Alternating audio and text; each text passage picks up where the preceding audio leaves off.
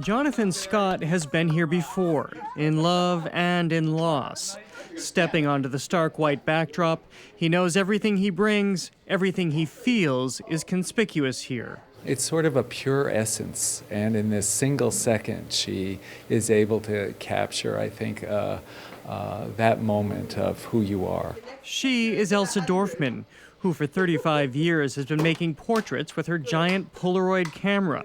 Today, it's a flurry of friends who've come to her Cambridge studio. Scott first met Dorfman in 1990 at the height of the AIDS epidemic. She was one of the first people that put together these incredible prevention campaign, and it's an amazing thing to be back here and to work with such a great artist who also is such a humanitarian. Scott has brought stones he collected on Cape Cod last summer, a remembrance of friends he's lost.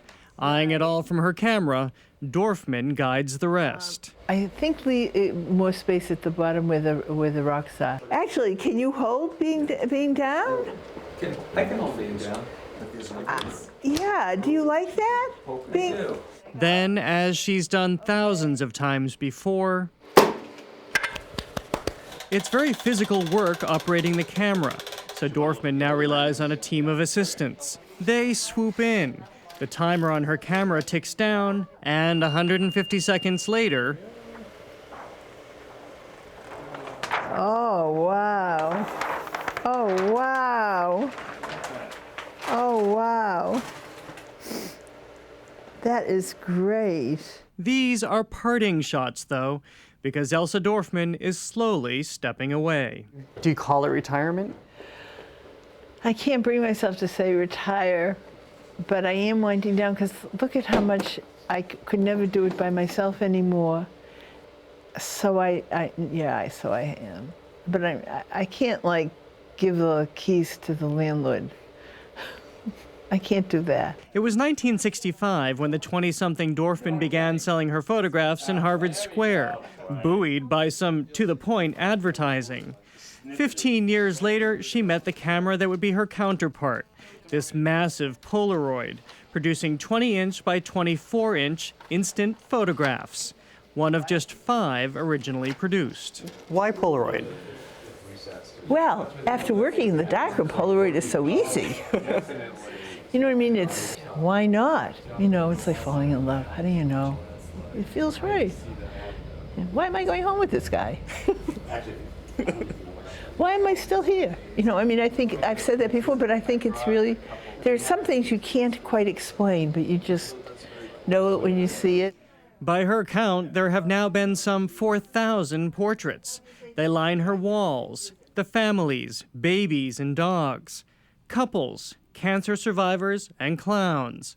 Dorfman's most frequent subjects, her son Isaac and her husband, famed civil rights attorney Harvey Silverglate, not to mention herself. I wore glasses from kindergarten, so self-portraits help me see. She's photographed the well-known, too, her friends Allen Ginsberg and Errol Morris. Also, Faye Dunaway and fellow Cantabrigian Julia Child on her 80th birthday. Does that make it any different when it's a celebrity? No, it actually doesn't. In fact, I go out of my way to de-celebritize. What's the key to that? I guess it has to do with being the oldest child and thinking you're the celebrity, so they may be a big celebrity, but not as big as I am.